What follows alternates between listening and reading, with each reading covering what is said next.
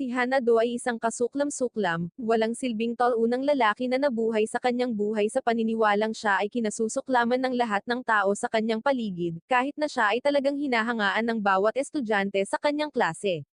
Nagpasya siyang palayain ang kanyang isip sa pamamagitan ng paggawa ng ilang likhang sining sa klase. Nang mapansin ito ng guro, tinawag niya si Hanado sa harapan at sinabihan siyang lutasin ang complex matter equation sa pisara. Dahil isa siyang natural na genius sa mundong ito, isinulat ni Hanado ang sagot gamit ang kanyang paintbrush nang hindi man lang nag-iisip, at bumalik siya sa kanyang upuan para isipin kung paano haharapin si Mika at ang kanyang oversized na bodyguard. Nahuli siya ni Yore na nakatitig sa kanya, at agad niyang naisip na gusto niyang bigyan siya ng ilang bagay gamit ang kanyang napakalaking ulo, ngunit hindi niya maisip na masisira ang pagkakaibigan nila ni Mika dahil lang sa isang lalaki. Gayunpaman, nang ibinagsak ni Hanado ang isang sulat sa kanyang mesa nang hindi nagsasalita, nagsimulang lumiwanag ang katawan ni Yore, at nagsimula siyang mabalisa dahil naisip niya na sa halip ay mahal siya ni Hanado.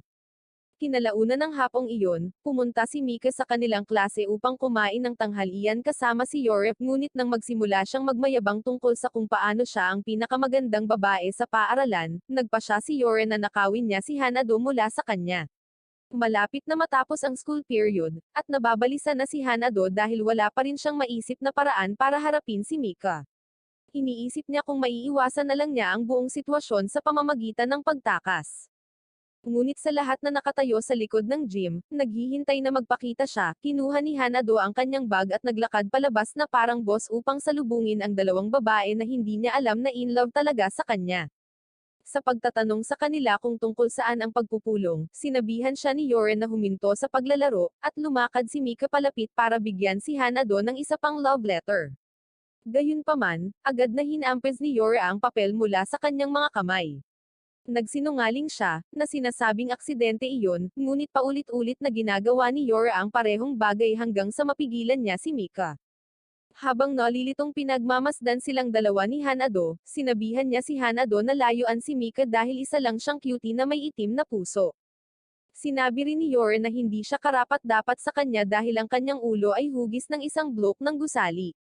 Gayunpaman, hindi naintindihan ni Hanado kung ano ang sinasabi niya, kaya pinahiga ni Yore si Mika sa lupa at sinimulang gawan siya sa iba't ibang posisyon upang ipakita sa kanya kung gaano kasakit kung magkakaroon sila ng plot sa isa't isa. Sinabi niya sa kanya na kalimutan ang mga ito at magpatuloy sa kanyang buhay.